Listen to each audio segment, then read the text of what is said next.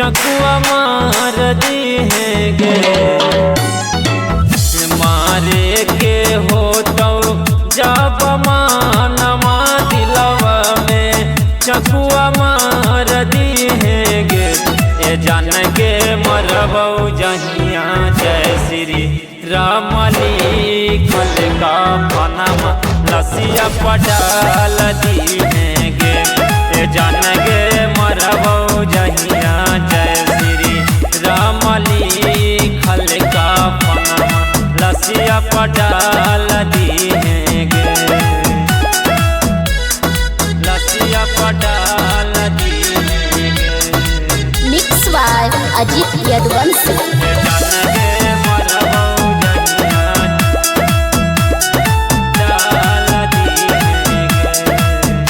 झूठहू के छौड़ी प्यारा हमारा से करहानी। देखली अब जकरा भीरी वो करे पमार हलही। वो करे पमार हलही। झूठहू के छौड़ी प्यारा हमारा से करहानी।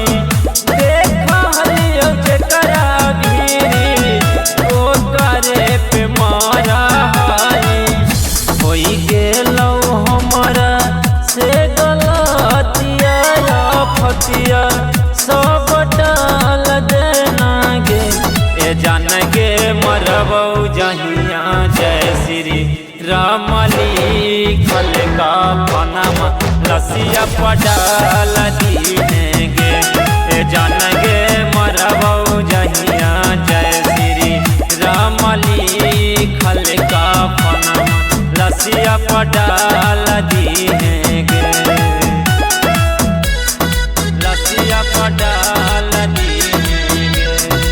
Mix by Ajit Yaduvanshi.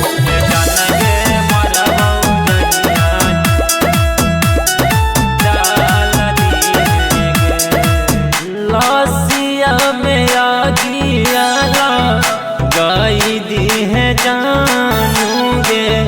हटिया के गंगा जी ने दी है दफनाई गे। दी है दफनाई गे। लसिया में आगिया गाई दी है जानूगे। हटिया के गंगा जी में दी है दफनाई गे।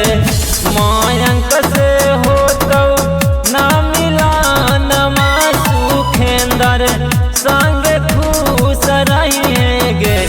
ए जान के मरबौ जहिया जय श्री राम लिखल का पनमा लसिया पटाल दिहेगे।